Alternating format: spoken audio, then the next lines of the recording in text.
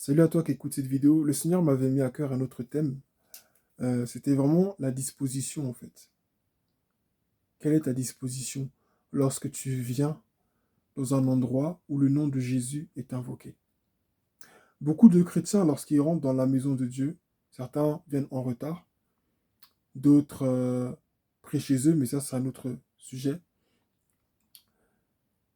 Certains sont là comme des spectateurs. On dit on est en train d'adorer Dieu et beaucoup sont là comme des spectateurs. J'aimerais demander à ces chrétiens-là qui lorsqu'on demande de lever les mains ou lorsqu'on est en train de prier, on les yeux ouverts, ces chrétiens qui sont si indifférents, c'est pas pour vous juger, mais j'aimerais juste vous interpeller et vous demander pourquoi vous venez à l'église. Pourquoi est-ce que vous venez dans la maison de Dieu? À un concert, certains sont là, ils regardent un peu de gauche à droite, ils ont leur chewing-gum en bouche, ils sont assis, complètement indifférents. Certains même pour danser pour Dieu, c'est tout un problème. Certains même, ne serait-ce même que dans l'adoration, se lever ou même être dans une posture d'adoration, même chanter, ouvrir la bouche pour chanter, c'est un problème. Certains même sont aussi indifférents parce qu'ils se disent que les chants, ils ne les connaissent pas. Mais même si tu ne connais pas le chant, tu peux prier. Non, mais c'est le temps de chanter, donc si je prie, ça va faire bizarre. C'est un temps de prière. C'est un temps de prière. Pourquoi est-ce que mon frère, ma soeur, tu es si indifférent? Je veux t'encourager à ne pas être indifférent. Ne sois pas indifférent à la présence de Dieu. Non, mais ça dépend de la sensibilité de chacun. Je ne dis pas non à ça. C'est vrai que ça dépend aussi de la sensibilité de chacun.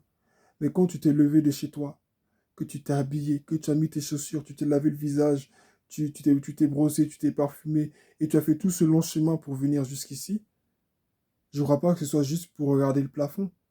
C'est parce que quand même tu es conscient que Jésus a fait quelque chose pour toi, et tu veux le lui rendre par ta reconnaissance, par ta présence, par les chants, par plusieurs actions, j'imagine. C'est vrai que tu viens pour voir ton frère, ta sœur, qui t'a manqué peut-être dans la semaine, mais quand tu viens, c'est pour Dieu. Alors, je veux vraiment t'encourager à ne pas regarder à ton voisin. Arrête d'attendre quand tu dises, levons-nous pour adorer le Seigneur pour que tu te lèves. Ah, prosterne-nous pour que tu te prosternes. Dansons pour Dieu. Aujourd'hui, ceux qui animent la louange et l'adoration, on dirait que, bon, s'ils ne disent rien, les gens ne font rien.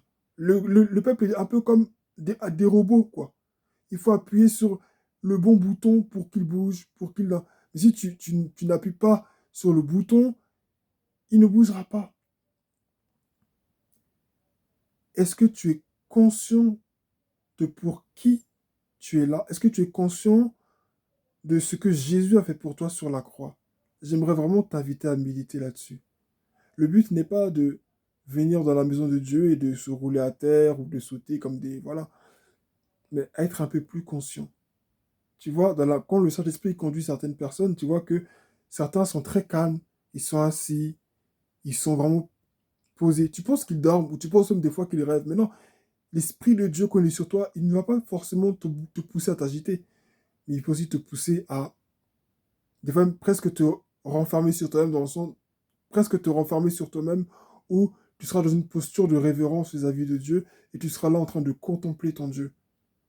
Et puis, le Saint-Esprit aussi, quand il descend sur toi, il peut te conduire des fois aussi à pousser un cri, à rire, à pleurer, à lever les mains, à sauter, à danser d'une certaine façon. Le Saint-Esprit fait des choses extraordinaires. Mais je veux te pousser à être un peu plus spirituel ce soir. Je veux vraiment t'encourager à être un peu plus spirituel, à arrêter d'attendre qu'on te dise de faire quoi que ce soit. Sois conscient de la raison pour laquelle tu es venu. Ne regarde pas aux gens en disant, mais si je fais ça, ils vont se moquer. Si je fais ça, ils vont me regarder bizarre. Si je fais ça, ce sera ceci, ce sera cela. Ça n'a pas d'importance. Parce que quand Jésus il est mort pour toi et pour moi à la croix, il était presque nu. Jésus, il n'a pas regardé à ce que les gens allaient dire de lui. Mais il t'a vu, il m'a vu, il s'est donné, pour toi, pour moi, plus comment, acceptant de porter le poids de l'opprobre, le poids du péché du monde entier sur lui, au point que personne ne pouvait croire que c'est Dieu. Personne ne pouvait croire que c'est le Messie. Personne ne pouvait l'honorer. Personne ne pouvait euh, euh, euh, euh, euh, bon, le défendre. C'est sûr que personne ne pouvait le défendre. Mais personne ne pouvait louer ce qu'il faisait pour dire merci Jésus pour ce que tu fais. Alléluia. Non. Non. Il était venu pour une raison. Et c'est à ça qu'il regardait. Jésus était venu là pour un objectif. Et c'est cet objectif qui était tellement important pour lui qu'il a regardé. Il a regardé à cet objectif qui était très important pour lui. Alors je voudrais vraiment t'encourager ce soir à être conscient de ce pourquoi tu vas dans la maison de Dieu. Prie chaque jour, approche-toi de lui. Je suis sûr que tu comprendras réellement ce que le Seigneur veut te dire. Mais je t'en supplie par les compassions de Christ. Arrête d'être indifférent quand tu viens dans la maison de Dieu. Arrête d'être indifférent. Si tu as payé ta place pour aller à ce concert, ce n'est pas pour t'asseoir et être là sur ton téléphone pendant qu'on est en train d'adorer. Si tu n'as pas envie d'adorer, et c'est pas pour être impoli que je le dis, mais c'est vraiment la vérité, le mieux c'est de rester à la maison. Le mieux c'est de rester à la maison. Parce que même, je suis sûr que pour la plupart d'entre nous, s'ils allaient à un concert mondain, un concert où le nom de Jésus n'est pas adoré, un concert comme ça, il y en a qui vont pousser des cris qu'ils n'ont jamais poussé dans la maison de Dieu. Si tout de suite on te dit, pour 9 milliards d'euros, danse pendant 10 minutes, pendant 10 minutes, je suis sûr que certains, même les plus timides là, ils vont trouver des pas même qui n'ont jamais existé sur la planète Terre. Ils vont trouver des pas, ils vont trouver des moyens. On va leur dire, mais bouge comme tu n'as jamais bougé et à la fin, je te donne 9 milliards d'euros. Pour l'argent, plusieurs personnes seront capables de danser ici. Mais là, on te parle de Jésus, celui qui a fait pour toi quelque chose que ni l'argent ni l'or ne peuvent te donner. Et tu es là, tu es assis. Nous, je ne dirais même pas tu, mais parce que moi aussi je me compte. Nous tous, nous sommes là comme des spectateurs. Pourquoi? Parce que le frère, on ne le connaît pas, on ne sait pas d'où il vient. Donc quand il va nous parler, on ne lui donne pas assez de crédit. C'est pas du frère qui est devant nous qu'il s'agit. Il ne s'agit pas de est-ce qu'il est grand, est-ce qu'il est jeune, qu'est-ce qu'il a fait, on connaît sa réputation, donc on va pas danser. Il sait pas, quand tu viens pour adorer Dieu là, tu n'as pas tu ne trouves pas de raison pour ne pas le louer en fait. Quand tu es vraiment venu pour adorer Dieu, tu ne vas pas trouver de raison pour ne pas l'adorer. Tu comprends? Tu ne vas pas trouver de raison pour ne pas l'adorer. Non, mais on ne le connaît pas, donc c'est normal qu'on soit pas sensible. On ne le connaît pas. Mais ce qu'il dit là, il parle de qui? Il y a quoi de différence entre l'esprit celui qui vient d'arriver là et lui qui était là avant? Parce que c'est un vieux pasteur, on le connaît bien. C'est vrai, c'est un vieux pasteur, on l'honore. Mais l'enfant qui est devant nous là, il a aussi le Saint-Esprit. C'est lui que j'honore. Je me lève et j'adore mon Dieu. Il prêche. Je dis Amen.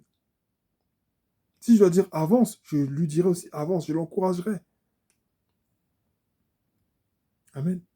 Et parfois, la présence de Dieu aussi ne vient pas parce que nous ne sommes pas disposés.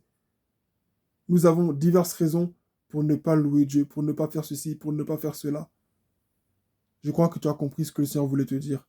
Alors je t'encourage à vraiment être sensible au Saint-Esprit, à rentrer dans la maison de Dieu avec un cœur prêt pour le chanter, pour l'adorer. Que les gens qui se moquent, eux, ils ne savent pas pourquoi ils sont là. Eux, ils vont régler leurs problèmes avec Dieu. Quand David a dansé et que sa femme l'a vu danser, elle s'est dit, mais tu es un grand roi, comment tu peux te mettre comme ça? Dieu a puni cette femme, n'est-ce pas? Il en sera de même pour ceux qui se moquent de toi. Laisse-les se moquer, qu'ils se moquent. Qu'ils se moquent. C'est leur problème. Peut-être certainement que Dieu n'a jamais rien fait pour eux. C'est pourquoi ils manifestent leur ingratitude ou leur insensibilité en se moquant de toi. Mais toi, qui es conscient de ce que Jésus a fait pour toi, lève-toi et danse pour le Seigneur. Et adore ton Dieu. Sers ton Dieu comme tu ne l'as jamais servi. Que Dieu te bénisse. Très bonne soirée.